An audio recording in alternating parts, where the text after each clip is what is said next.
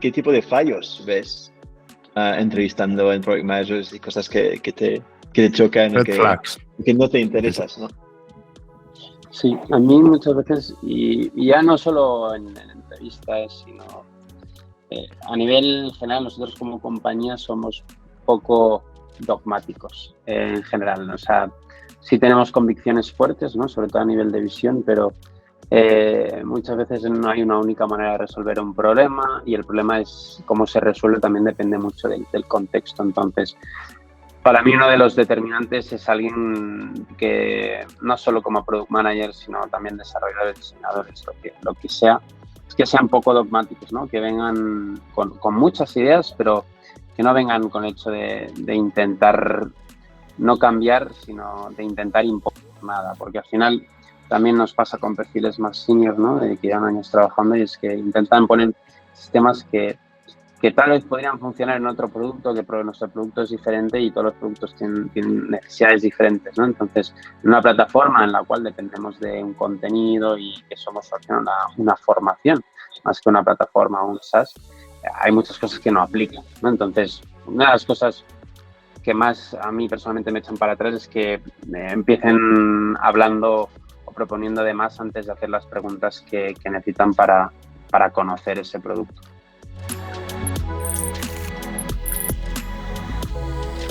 Hola a todos, hoy tenemos un nuevo episodio de entrevistas a Product Leaders. Hoy también tenemos con nosotros a nuestro coentrevistador, Jeremy Maitès. ¿Qué tal, Jeremy? ¿Cómo estás?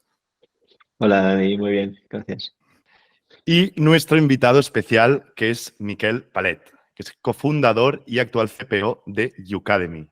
¿Qué tal, Miquel? ¿Cómo vas? Muy bien, un placer estar aquí. Muchas gracias.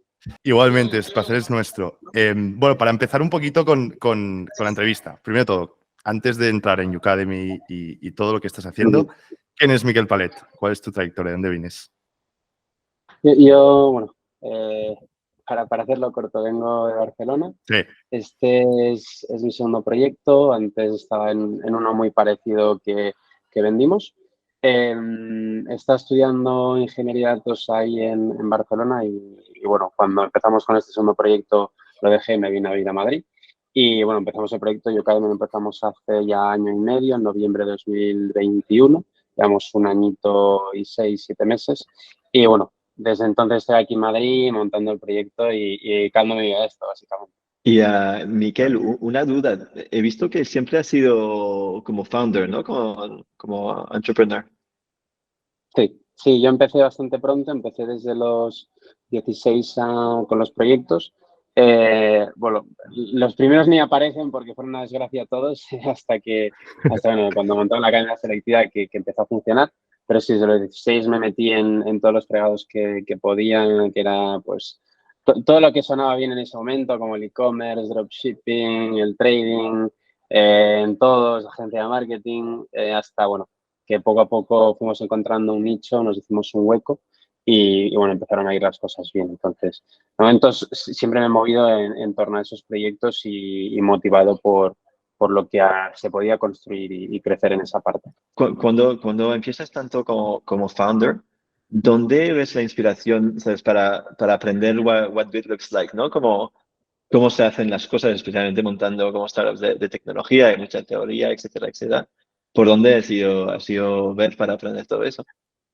Sobre todo es mirando atrás, ¿eh? O sea, es muy difícil anticiparse y verlo construido. O sea, de todo nosotros lo que hemos aprendido, yo creo que es a base de hostias, de caerse, de educarse y luego buscas la solución, ¿no? Ya sea, sobre todo leer mucho, lo intentamos, escuchar muchos podcasts, ver lo que ya se ha hecho e intentar no reinventar nunca la rueda. Creo que eso es bastante clave. Y entonces, cuando tienes el problema, ir a buscar una solución.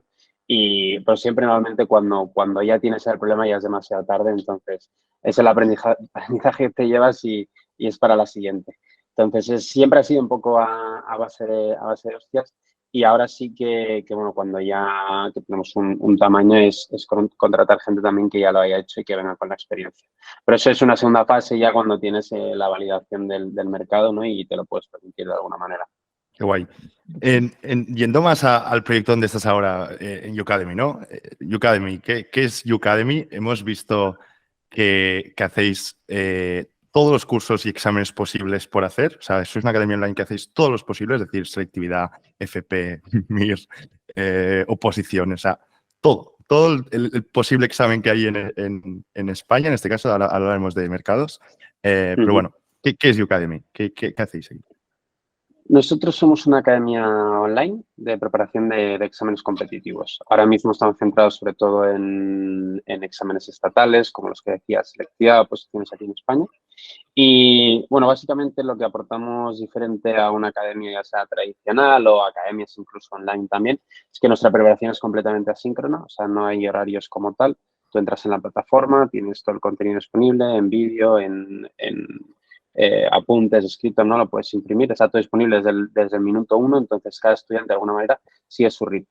Entonces, lo que intentamos nosotros es optimizar para que el camino de cada uno de ellos sea más corto y más ameno, sobre todo porque estos exámenes normalmente no son exámenes que tú haces para aprender algo, sino que te catapultan luego ya sea a la universidad o luego a una oportunidad de trabajo, ¿no? Entonces, lo que intentamos es que esto sea lo más ameno posible y que te ayude a conseguir la nota. No vamos a...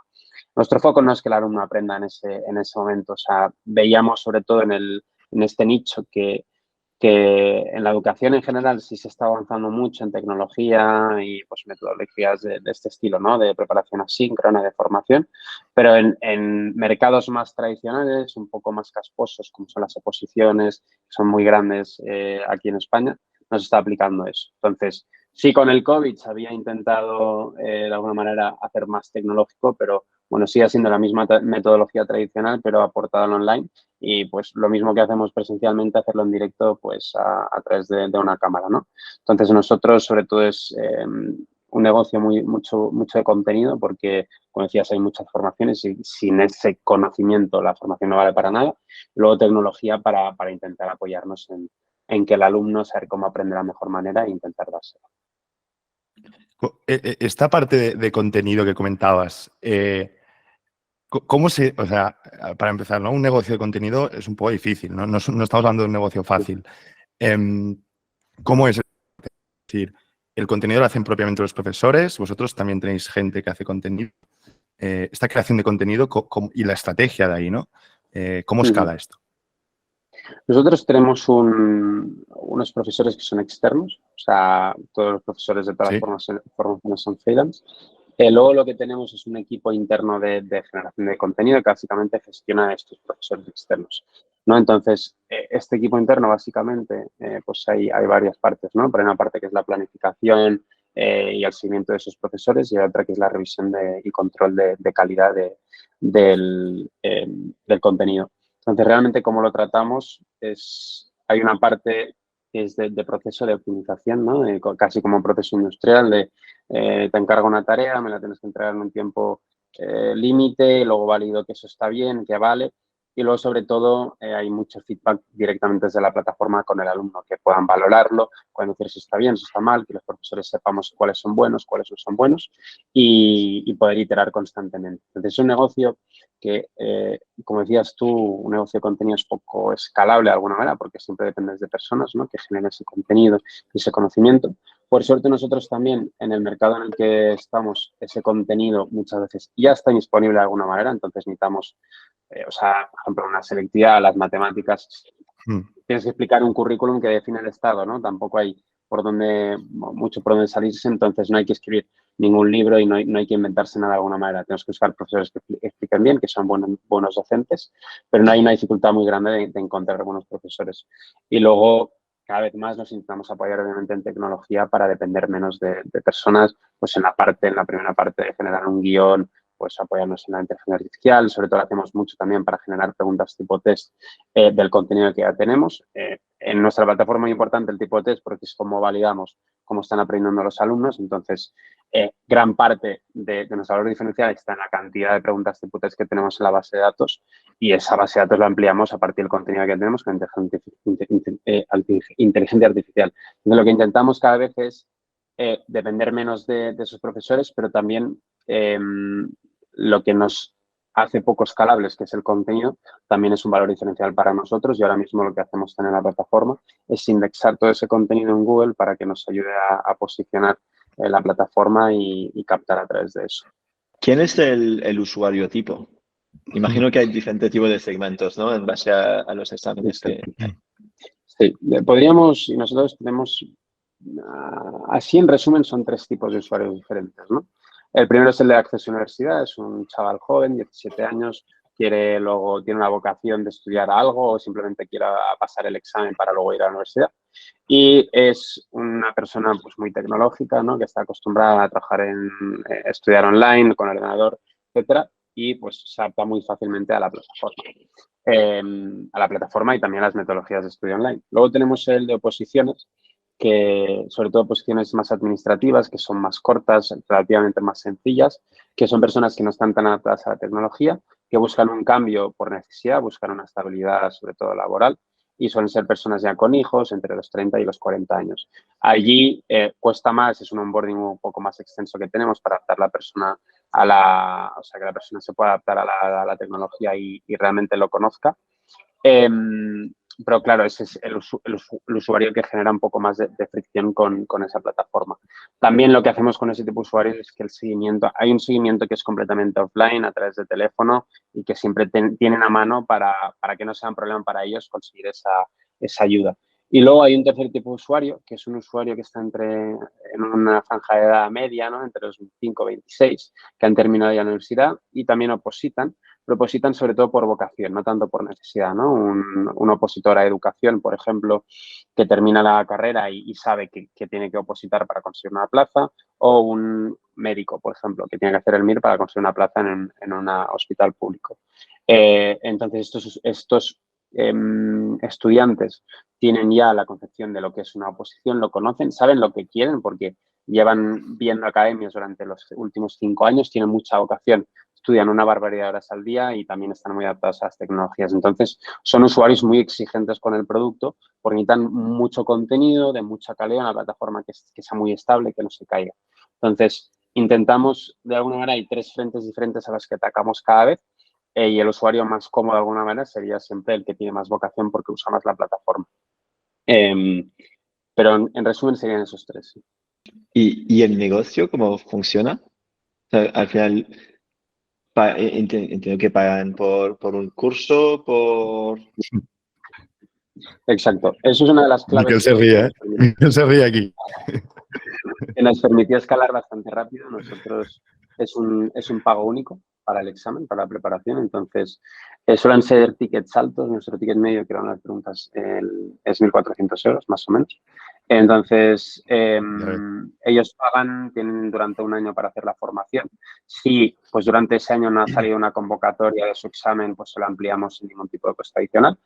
Y pues, por ejemplo, posiciones de educación, que son las que tienen ticket más alto, están cerca de los 2.000 euros y selectividad estará cerca de los 800.000 euros. Entonces, hay un poco de variabilidad, pero el ticket está por ahí. Y entonces, una preparación de un año. Muchas veces también esos alumnos no pagan de golpe, sino que lo financian, ¿no? Tenemos una financiera que nos permite también como el cash flow que sea muy positivo y de alguna manera por eso tampoco hemos necesitado tanta financiación o casi financiación porque no nos hemos alimentado a través de nuestros propios usuarios. Aquí, Miquel, en la parte, ya iremos más en tema de captación de clientes, pero la parte de ventas, ¿no? ¿Entra mucho por equipo de ventas, que comentábamos fuera de micro, o hay un splitting ahí importante? 100%.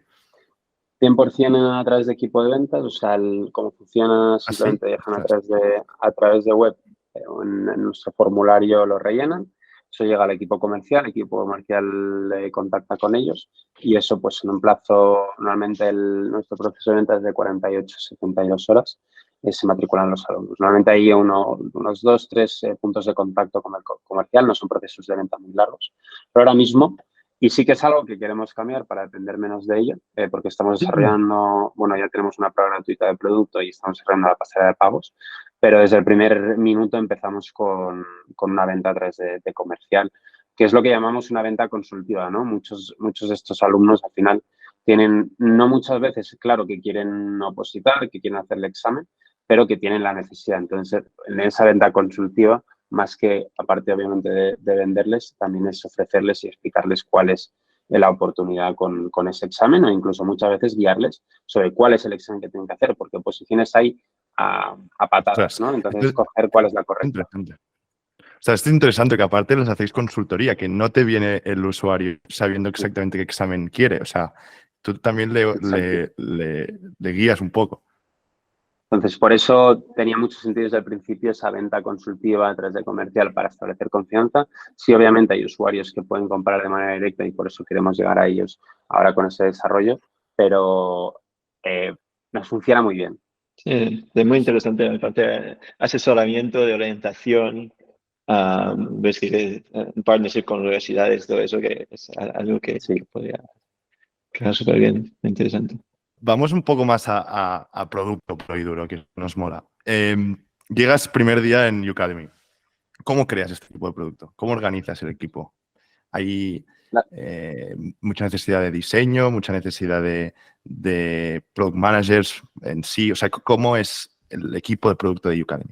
Nosotros, la realidad es que el equipo de producto se construyó cuando ya llevamos un año. Lo ¿Vale? construimos en diciembre del año. Bueno, lo empezamos a construir en verano, pero no lo montamos o terminamos de montar hasta finales de diciembre, enero. Para que se den una idea, nosotros empezamos desde noviembre que empezamos hasta febrero de este año. Nuestra plataforma era un WordPress. Era un WordPress Sí, ¿en serio? que estaba petado a plugins y tenía muchas cosas. Iba un poco lenta y demás, pero usamos eso para llegar hasta donde llegamos, la realidad. Entonces, sí que a mitad del camino vimos que necesitábamos algo en desarrollo propio, sobre todo para ofrecer esa personalización, ¿no? Y tener mucho más margen. Entonces, contratamos al equipo de tecnología para empezar a desarrollar. Y fue ya en diciembre cuando nos lo tomamos más en serio. Fichamos, tenemos 2 personas en el equipo de diseño, contratamos una persona para el rol de Product Manager y luego empezamos a montar el equipo de tecnología, que ahora mismo son 4 personas. Entonces, no es un equipo muy grande, la realidad, porque la plataforma es algo relativamente nuevo, sino es un equipo muy productivo y ahora mismo que entrega valor muy rápido, pero tendrá 4 o 5 meses de vida el equipo de producto. Al principio ese WordPress, pues entre nosotros mismos, los founders, lo íbamos moviendo, lo creamos, la necesidad que teníamos, creamos varios dominios, varios WordPress para que nos reventaran según la formación y lo Ya ves. gestionamos nosotros. No existía en realidad. O sea, encontrasteis product market fit sin producto puramente digital ahí. O sea, Exacto. Realmente el contenido lo teníamos, obviamente, o lo que se decía antes, sin contenido nuestra sí. plataforma no sirve para nada, porque al final es lo que necesita o lo que usa el alumno en el día a día. Vale. La plataforma era lo más básico posible y nos llevó lejos. En parte de la creación de contenido, ¿no? O sea, hemos dicho que hay que lo estructuráis como en fases, como si fuera una cadena de producción. ¿Se nos podría explicar un poquito esto, ¿no? ¿Cuáles son los retos en crear un negocio para escalarlo cuando uno de los valores principales es el contenido? ¿Qué learnings hay ahí? Sí, hay ahora mismo y lo que intentamos hacer es traerlo mucho o sea, asemejarlo mucho a los procesos de desarrollo de software. Entonces, ¿Vale? nos basamos mucho en una estructura similar a lo que serían las squads, ¿no? Intentamos que dentro del equipo de contenido tengamos mini equipos que sean como independientes y pueden iterar en sus formaciones lo más rápido posible. También que esas personas dentro de esos equipos que no sean dependientes, ¿no? Que la persona de hiring de profesores no dependa del diseñador y que el que hace quality. Entonces, ahora mismo, básicamente, podríamos decir que la primera fase es la validación. Nosotros validamos, cuando abrimos una nueva formación, validamos muy rápido. Hacemos una fase de preventa en la cual pues, tenemos un mes y a esos alumnos básicamente lanzamos una landing ads y vemos si somos capaces de vender y aportar valor en esas formaciones, ¿no? También ahí sacamos mucho feedback a través de las llamadas de esos comerciales para ver qué piden y qué necesitan esos potenciales alumnos o alumnos. Entonces, en esa fase de preventa es cuando se empieza a construir lo que es el contenido y en esa fase de contenido lo primero que hacemos es buscar profesores. Buscamos a los profesores que ya hayan hecho eso, o sea, ya estén trabajando en ese sector. Por ejemplo, una formación en la cual queremos trabajar ahora es el GMAT, y pues buscamos profesores que ya estén dando clases o que pues, hayan tenido una academia en eso. Entonces buscamos un líder de vertical, un líder de formación, ¿no? ¿Cómo los encontráis? ¿Cómo los buscáis a estos profesores? O sea, ¿vais a academia en concreto tradicional? No, normalmente lo hacemos a través de LinkedIn, o sea, es un contacto frío. Intentamos ofrecer condiciones que estén por encima del mercado, y también, sobre todo cuando trabajamos con este modelo de freelance en los que damos mucha libertad, suele ser para los profesores, al menos aquí en España, en el cual están bastante maltratados de alguna manera. Es una propuesta de valor que es bastante diferencial. Entonces acceden rápidamente a ello la mayoría de ellos, ¿no? Obviamente si les encaja.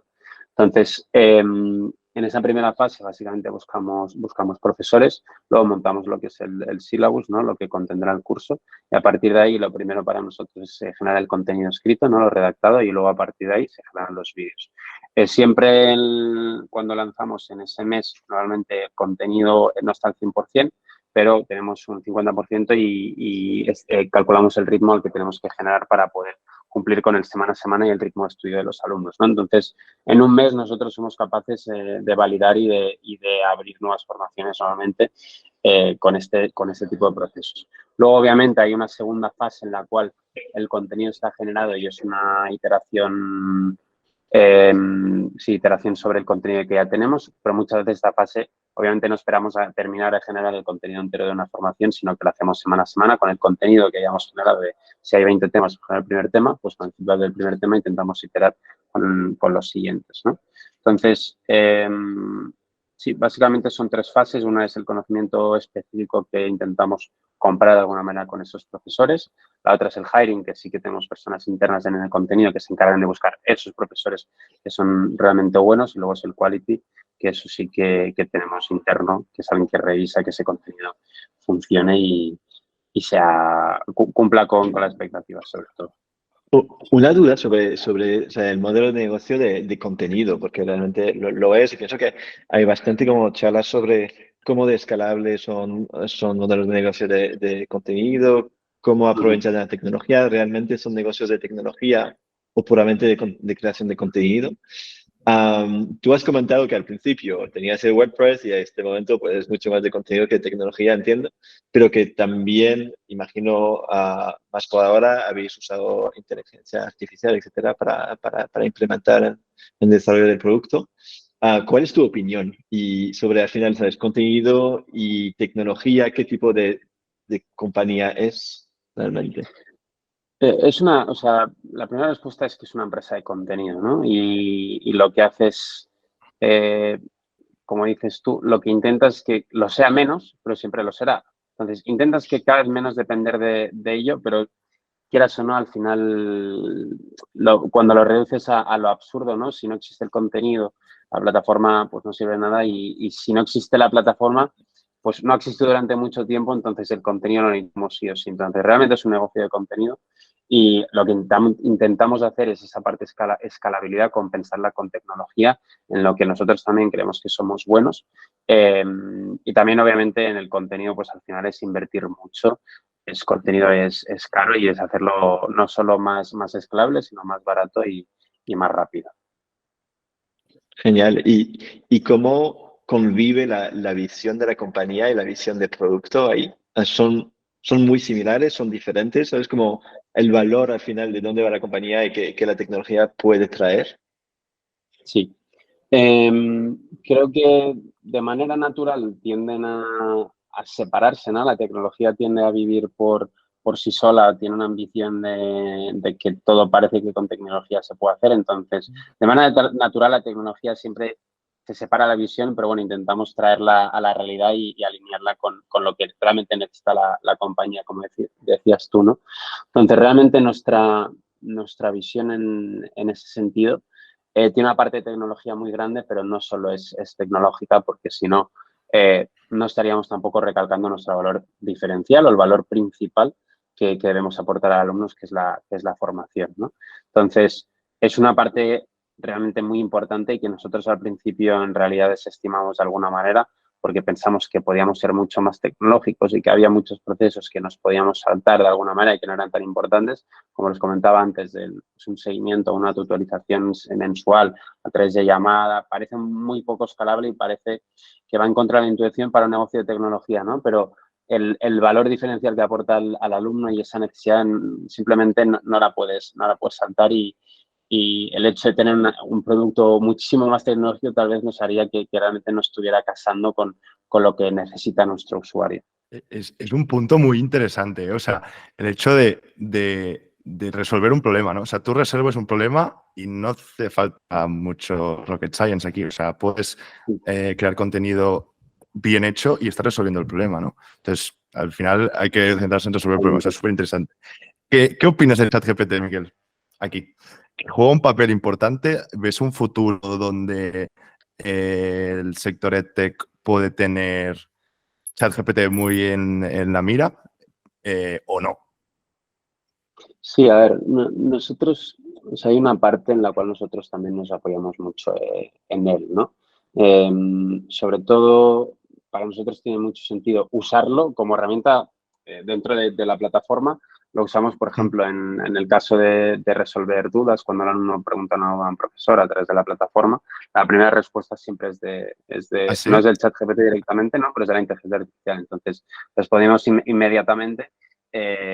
Y eso, pues hay un 20 o un 30% de las dudas que luego redirigimos a profesores porque no consigue responder la inteligencia artificial o el alumno dice quiero hablar con un profesor, pero nos descarga mucho. Luego, lo que hablaba antes al final de la generación de contenido también es muy útil para eso.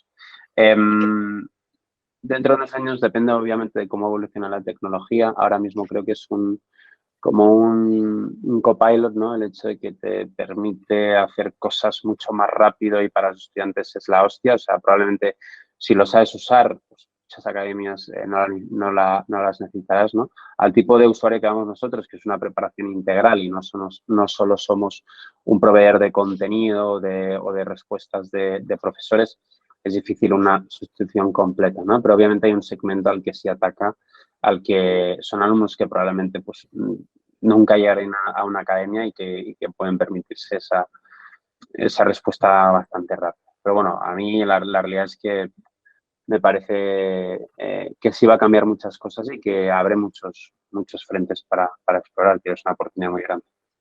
Ya quizás habré más aparte de tecnología que de contenido y analizar un poco el tema. Para volver un poco para atrás Dani estaba preguntando sobre la estructura de equipo de producto.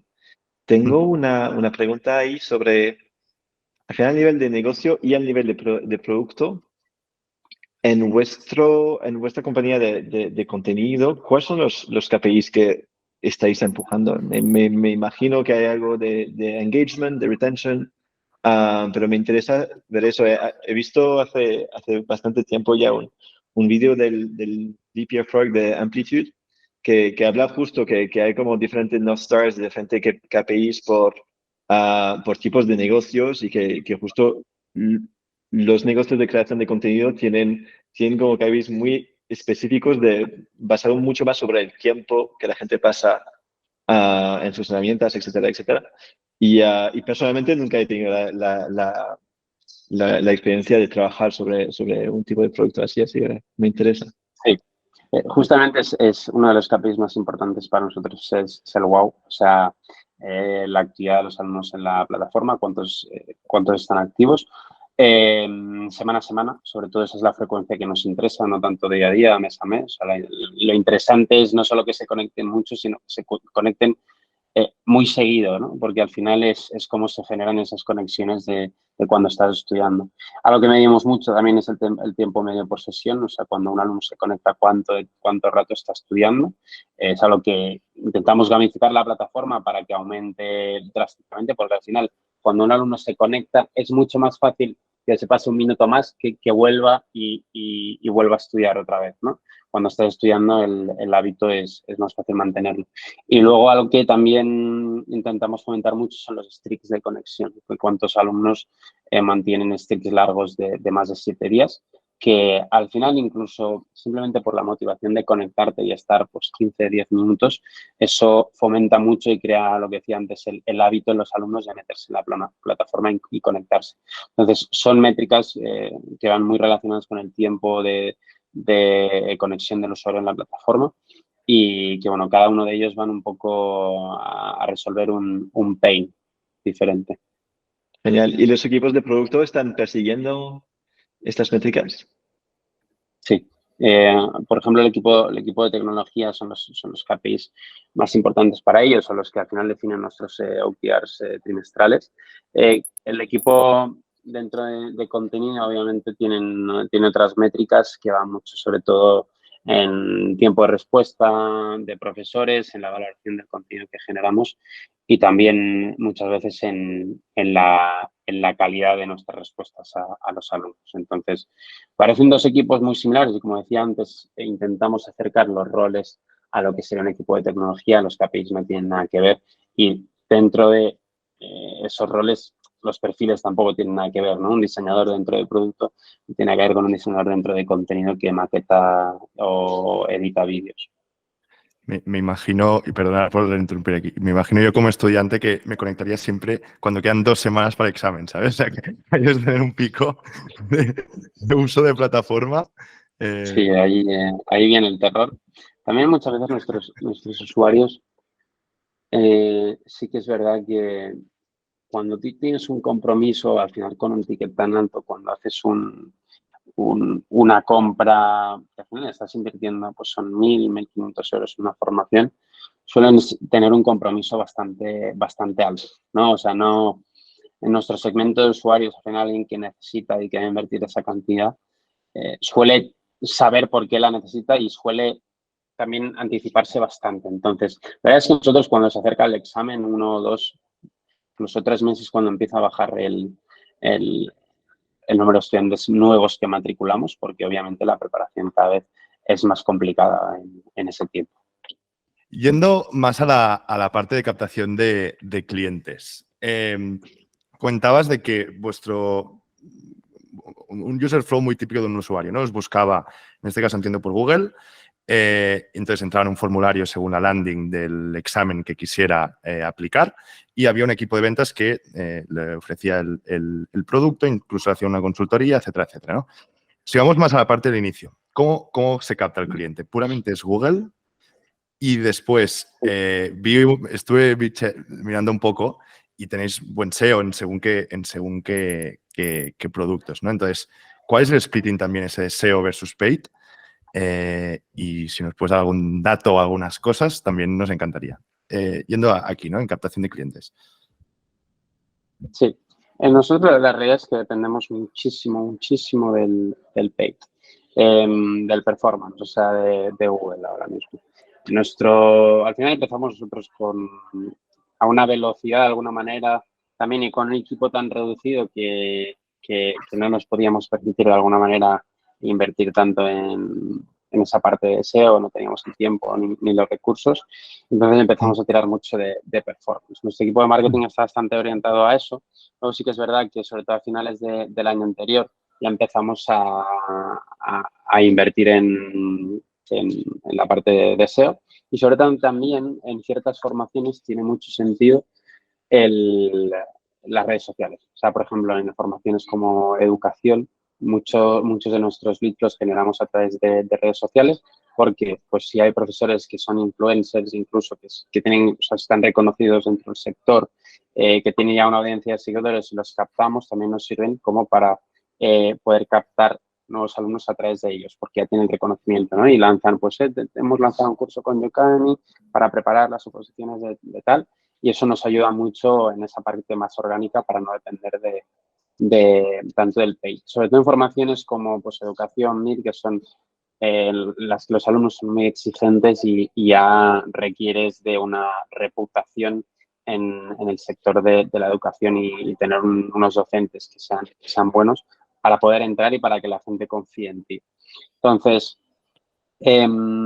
ahora también pues intentamos captar a través de alianzas, ¿no? Alianzas con universidades que nos puedan pasar leads, incluso con colegios que puedan pasarnos leads también. Entonces, estamos intentando depender menos de ese performance, pero la realidad es que más del 90% probablemente sean de los alumnos vengan del performance. También Wow. estamos trabajando ahora en lo que os comentaba antes, ¿no? Indexando el contenido en nuestra propia plataforma, de los vídeos que tenemos. Al final tenemos muchísimas horas de vídeo. Lo que hacemos es transcribirlos, luego mandarlo a Google para posicionarlo y que cada una, lo que hacemos básicamente es que para cada uno de los vídeos que está dentro de la plataforma generamos una landing con la transcripción y el alumno el lead cuando encuentra esa landing, puede reproducir el vídeo y también leer la transcripción y ahí lo redirigimos a la prueba gratuita y pues generamos leads que es el producto.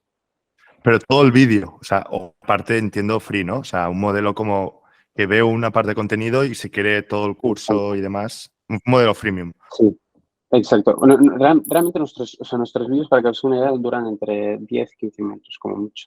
Tenemos muchísimos vídeos, pero muy cortos. Entonces, sí es verdad que pueden reproducir en estas landings el 50% del vídeo, no el 100%. Si podían reproducir el 100% no sería un valor tan grande porque hay muchos vídeos diferentes, ¿no? Una formación tendrá pues más de 100 vídeos probablemente.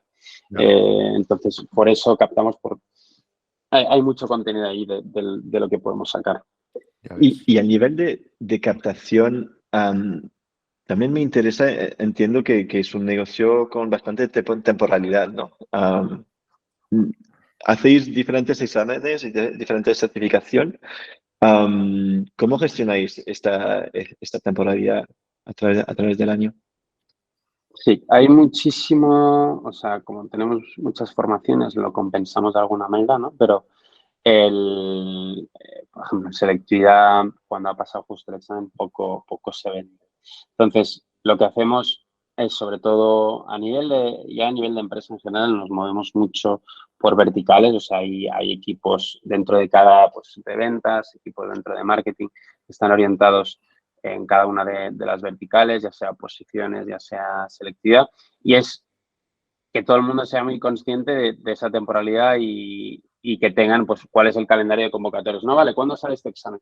Y tenemos al final es un Excel de convocatorias para toda la empresa que todo el mundo puede revisar y decir, vale, pues para esta formación aquí empezamos a captar y aquí pues, es cuando es el examen y aquí dejamos de captar. Entonces, que se toman decisiones de alguna manera a partir de esas convocatorias, que al final es lo que mueve y empuja la demanda. Entonces, en lo más importante, en lo que lo tenemos que tener en cuenta, sobre todo en marketing, que es en la generación de leads, de cuándo cuándo enciendes y cuándo apagas la máquina.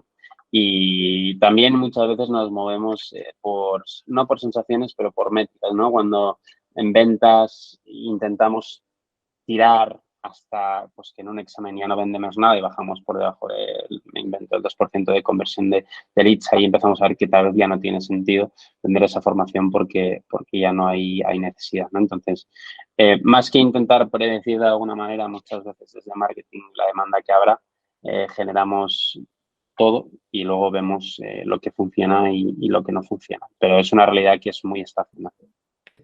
Aquí, Miguel, está muy, muy competido este espacio a nivel de keywords. Es decir, entiendo que keywords como selectividad, academia, selectividad, entiendo que sí que habrá competencia, pero a lo mejor un PIR, o no sé cómo se llama, el de enfermería, ¿no? O un MIR. O sea, a lo mejor hay exámenes muy nicho que no hay tanta competencia, ¿no? ¿O cómo funciona aquí? Sí, la realidad, sobre todo, va mucho por el tamaño de los exámenes, me refiero, o sea, por el número de presentados, ¿no? Al final hay convocatorias como las de correos, que son convocatorias de muchísima gente, pues 5.000, 6.000, 7.000 personas que ¿Qué es de pueden correos? entrar a ¿Qué es esto de correos? Al final, Correos es una empresa pública que también no es una oposición como tal, pero sí tienen unos exámenes del Estado para poder trabajar en correos. Sí, vale. Entonces, son una de las oposiciones que más plazas abren. De hecho, el examen fue anteayer, el 7 de mayo era. Y básicamente esto es lo que mueve la demanda, ¿no? Y esas convocatorias, como las lanza el Estado, las publica en el BOE y demás, cuando lanza una convocatoria muy grande, ahí es cuando empieza la competición más feroz. Cuando, como dices tú, exámenes, pues tal vez que la frecuencia de convocatorias no es muy alta, que no hay muchos convocados, o sea, que no hay muchas plazas para poder entrar. Sí que están menos competidas, pero luego también de manera natural hay menos para rascar. Incluso a nosotros nos funcionan un poco mal, al menos con el modelo que tenemos ahora de comercial, un proceso en el cual invertimos bastante de captación, que es pues no solo el paid, sino el coste del comercial, ¿no? Y suelen ser bastante poco productivos estos exámenes que no tienen mucha demanda a nivel de keywords, sobre todo. Y solo para volver un poco a producto, ¿no? Porque hemos hablado mucho del modelo de negocio, de cómo funciona Udemy, pero tú empezaste un poco por tu propia cuenta el producto, entiendo. Y me gustaría saber, ¿sabes? ¿Tú qué buscas cuando fichas a un Product Manager? ¿O qué aconsejarías a alguien que está empezando buscando una entrada en el mundo de Product Management? Nosotros, bueno, al menos yo cuando pienso en Product Managers, o al menos las personas que tenemos dentro del equipo, yo como lo veo es que un Product Manager tiene que saber qué producto tiene, ¿no? Primero, o sea, al final creo que hay pues una serie de reglas, ¿no? Una serie de normas, de operaciones, de operativa de lo que es el día a día, que sí que es común a todos los Product Managers, al final la función, al rol en específico, pero que depende mucho del producto que tienes, ¿no? Al final, un Product Manager dentro de Udemy tiene que tener en cuenta que el contenido es una parte muy importante de ese producto y que para desarrollar no solo tienen que escuchar a los alumnos, sino también tiene que escuchar al equipo de contenido a qué necesidades tiene. Entonces, para nosotros, y como tenemos configurado el producto, que al final, hasta ahora que estamos virando hacia eso, pero era una parte un poco ciega lo que es la plataforma hasta que el alumno ya está matriculado, es en el proceso de ventas, pues al final a través de comercial y no había una prueba de producto ni nada, no había un impacto como tal de producto en negocio. Entonces, ahora mismo lo que buscamos, y no solo en el Product Manager, sino también en diseñadores y en los desarrollos, que sean conscientes del negocio que tenemos y del modelo que tenemos, y es que siempre tomen decisiones priorizando eso y teniendo en cuenta eso, ¿no? Para nosotros, muchas veces al final, cuando ya tienes una base de alumnos muy grande que ya están estudiando, pues al final tiramos un año con un WordPress, ¿no? Y ahora la plataforma que tenemos, iteramos para el valor y para que el valor llegue lo más rápido posible a esos alumnos que ya tenemos dentro, y no tanto para conseguir captar, para adquisición y para la parte más de product marketing, en la cual no estamos trabajando tanto aún. Entonces, sobre todo es que intentar acercarlos muchísimo al negocio, que sean conscientes de las decisiones que tomamos, el porqué, el roadmap, la visión y el plan. Y es que formen parte de ellos y que propongan cómo podemos llegar a ello, porque muchas veces somos muy ambiciosos con eso.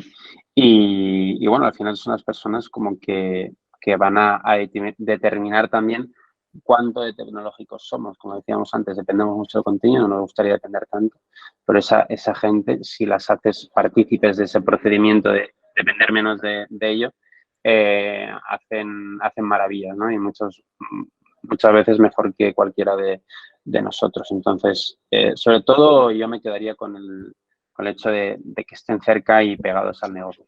Sí. Empower para traer el valor de tecnología. ¿Y qué tipo de fallos ves entrevistando en Product Managers y cosas que te chocan o Red flags. que no te interesas, ¿no?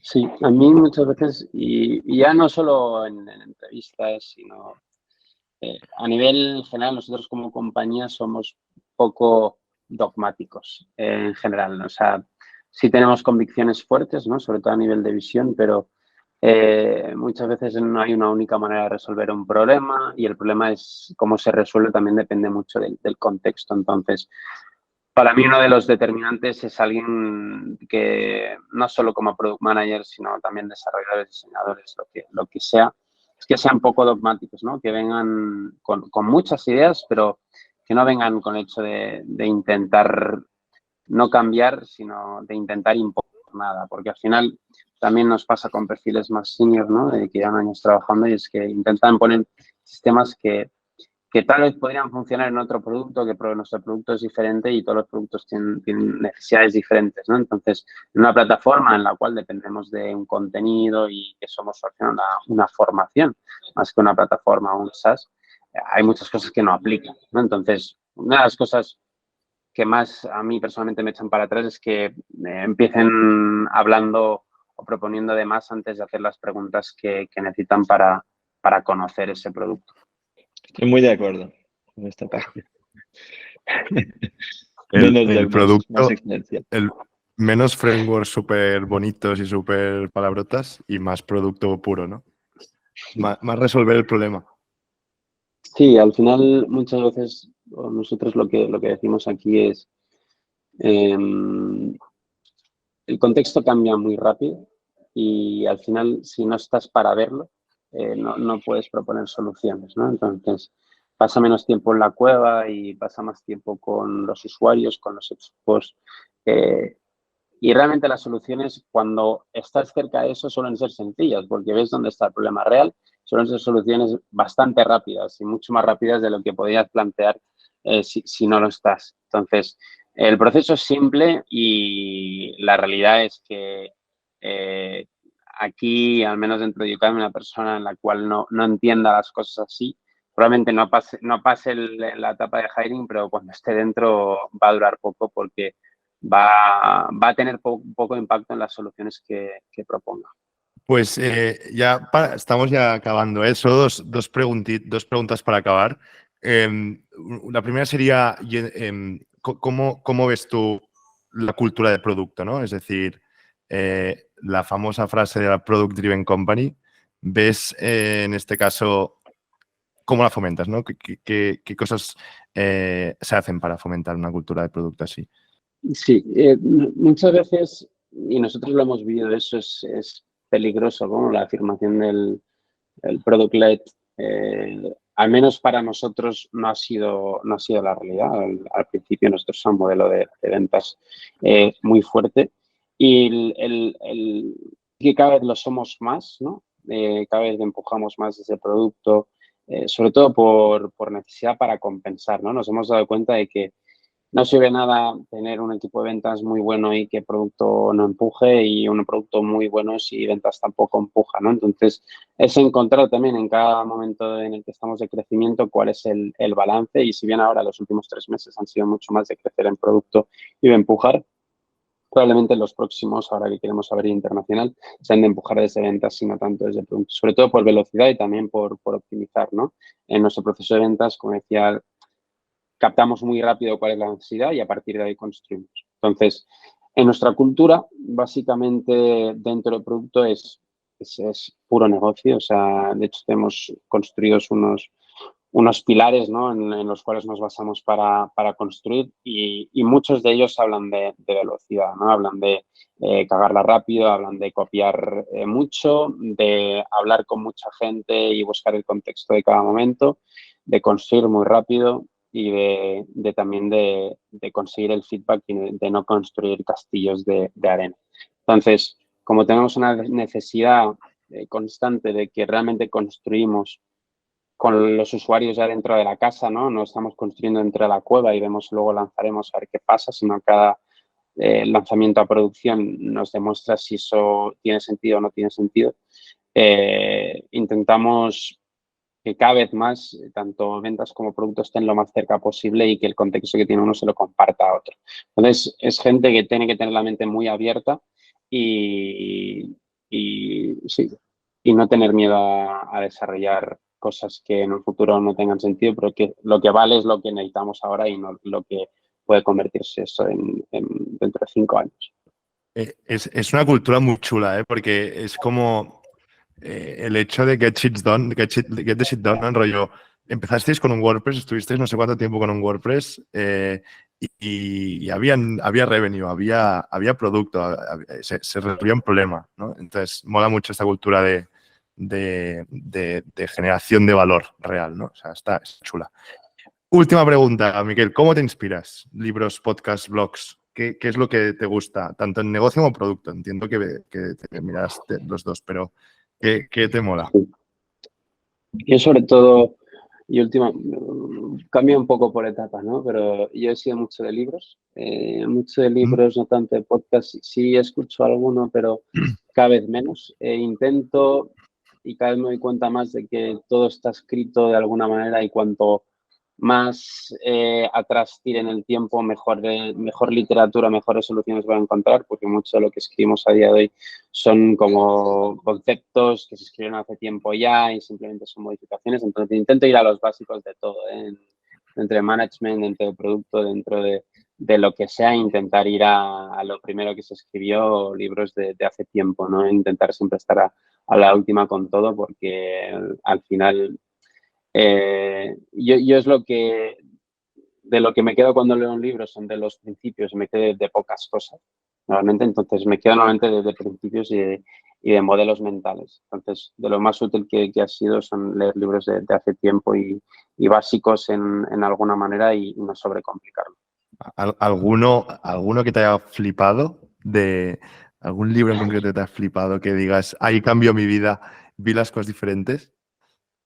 Depende, hay libros que me leí o que me he leído en su momento. O sea, creo que cuando lees un libro tienes que estar en el momento en el que lees el libro y de lo que habla el libro, ¿no? Por ejemplo, hay libros que me leí hace mucho tiempo, como el de Ray Dalio de Principles, que es un libro que en ese momento no entendí absolutamente nada y que si me lo leyera ahora probablemente tampoco, ¿no? Pero y sé que en algún momento ese libro tendrá sentido en mi vida. Por ejemplo, hace poco me leí un libro que me gustó muchísimo, que es el de Hard Things de Ben Horowitz, que me parece una locura, pero también por el momento en el que estamos, ¿no? De mucho crecimiento, de muchos problemas, y que al final el libro te gusta cuando te da soluciones útiles y que puedes empezar a aplicar desde ya. Entonces es intentar antes de leer un libro, ver si estás en el momento para leerlo, porque hay muy buenos libros en muy buenas partes.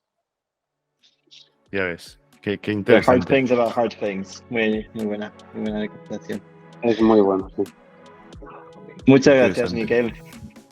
A vosotros. Ha sido un placer. Mil gracias y nos vemos la semana que viene. Un abrazo. Chao. Un abrazo. Chao. Muchas gracias.